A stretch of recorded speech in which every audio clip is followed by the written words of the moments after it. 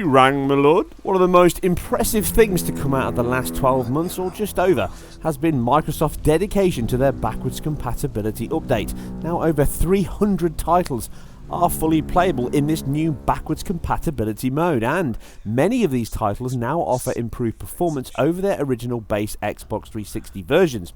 Something I alluded to way back when this all started and said it would be a process based on its success if they had time to do it. Well, it's clear from this side of the fence it has been just that indeed, and they have improved the performance and the benefits it offers, an unequivocal USP on the Xbox One brand. When you stop and think about that for a moment, we are looking at PPC code running natively on x86 hardware. In addition to running ATI GPU code on AMD GPU, the Xenos GPU was not the same family of chips that now reside inside the Xbox One and the PS4. Now all of this means you get the same or better quality code than you saw on the original hardware, which is mind-blowing when you think about it. But on top of this, the emulated state, there has been more information that's come to light, but fundamentally this is the same as what I covered at the time. This means you download brand new binaries, recompiled into x86 compatibility, and then you get this operating system running as a native title on the Xbox One, hence why all the additional features like screen capture and game DVR all work. Now the improvement here comes from the fact that they recompile this code, therefore they must be making changes to the emulated state, allowing it to pass a lot of the work that would have been done by the CPU over to the GPU to give us the kind of performance benefits and the results we see on screen. So the title hitting here is Bioshock Infinite, one of 3, which I'll be covering more shortly, but here I look at the biggest and the newest one of the lot, the one that has been requested by quite a few of you, so hopefully this will answer your questions. All 3 of these titles all ran with an unlocked frame rate option, which effectively means turning off VSync, but as we already know and I've covered in detail multiple times, the BC compatibility mode on the Xbox One runs with VSync fully enabled, and it makes no change here at all. Whether you flick it on or off, you run with a fully VSynced title. That means we can see a performance test and really benchmark just how good their emulator is at this point with these titles. With this one, the leap was made to Unreal Engine 3, with all previous titles being heavily modified Unreal Engine 2.5. Now, even though this was also one of those titles that received much praise and lauded when its original pre-render was shown at E3, and unfortunately the game never lived up to that, but that's not unsurprising. This did little to diminish the game's final presentation, and it had many new features present in the engine that made it look impressive then. And even now it's still a good looking title. Now even though it used Unreal Engine 3, it didn't use that engine's light mask solution, wasn't present at the time. Instead it uses the Autodesk Beast solution to generate some of its light bounce, basically GI solutions in the game, with these all being generated for static geometry using a light map solution. Now the game runs a deferred lighting solution, which means that the mixture of FP16 was used for the HDR lighting. Yes, that same floating point 16 technique that I talked about in my PS4 Pro video. This was leveraged heavily here, used for the HDR lighting and bloom in the game, along with other assets and materials.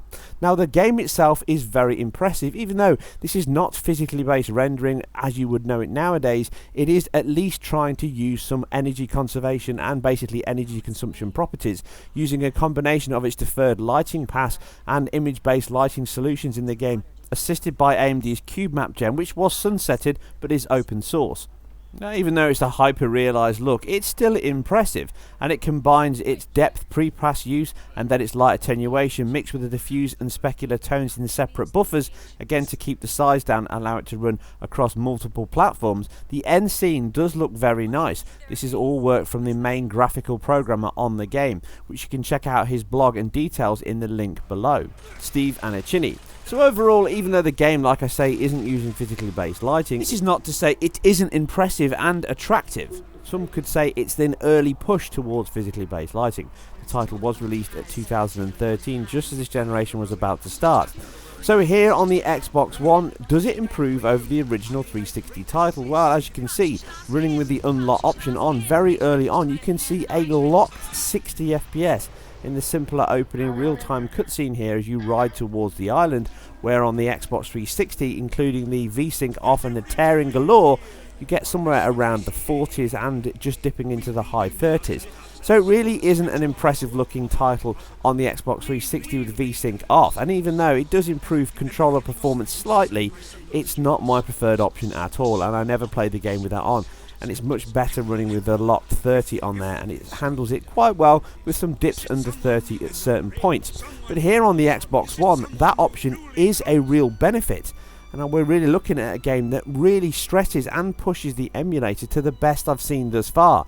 There are points in this title where you're getting 100% benefit in a game that got nowhere near that, even in its unlocked state on the 360. Now, into gameplay, it doesn't really hold on to that metric quite as well, looking and averaging around the high 30s and into the 40s, but it certainly feels much smoother and more solid than it ever did on the 360, and the benefit here is you get absolutely no tearing at all, which really improves the image quality, and for me, as you know, I absolutely hate tearing, so this is the preferred option.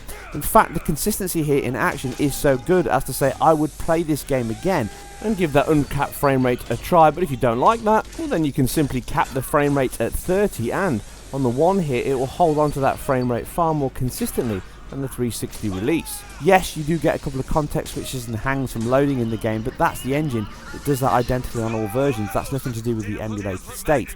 So the ultimate result come in saying that you get absolutely zero torn frames, which again is a massive difference against the 360, which has 80% of its frames are torn. A highest frame rate of 45 and a low of 22 on the Xbox 360, with a high of 60 and a low of 29 on the Xbox One version. This means that you're getting around 25 to 30% improvement, with an average rate of 45.2 on the Xbox One BC and 34.7 on the Xbox 360. Again, it must be stressed that this is with VSync enabled, so those differences are even higher really when you look at the actual metrics.